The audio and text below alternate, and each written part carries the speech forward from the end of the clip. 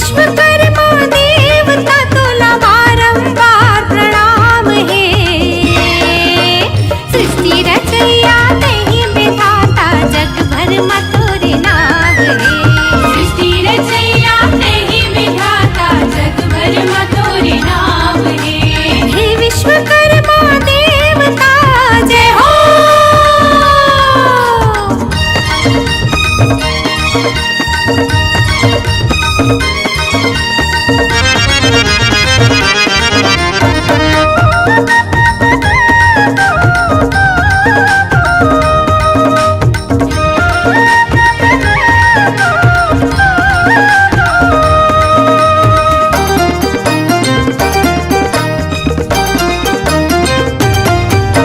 ब्रह्मा के कुल माते जन्मे विश्वकर्मा ते कहाए जी।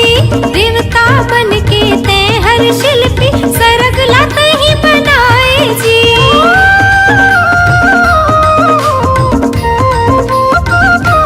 हाँ, ब्रह्मा के कुल माते जन्मे विश्वकर्मा ते कहाए जी। देवता बन के ते हर शिल्पी सरग लाते ही बनाए जी। गढ़ना गढ़ दे दुनिया के ते जय हो।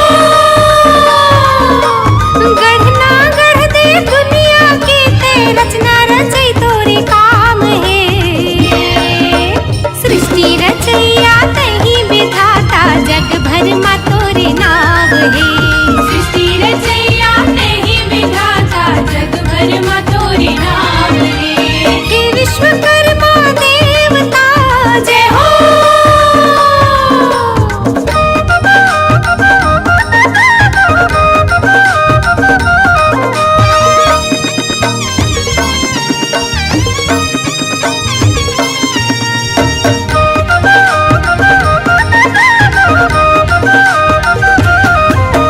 त्रेता माते लंका बनाए द्वापर माँ द्वारिका बसाए जी। यम वरुण कुबेर की नगरी हाथे अपन सिर जाए जी।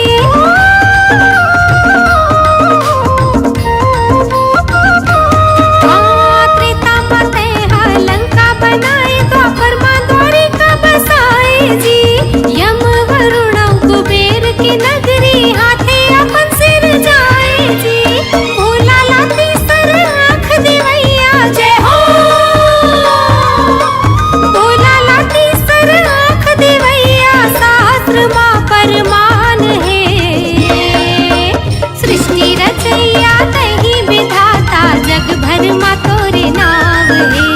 सृष्टि रचैया तहि विधाता जग भर में तोरे नाम हे। हे विश्वकर्मा देवता जय हो।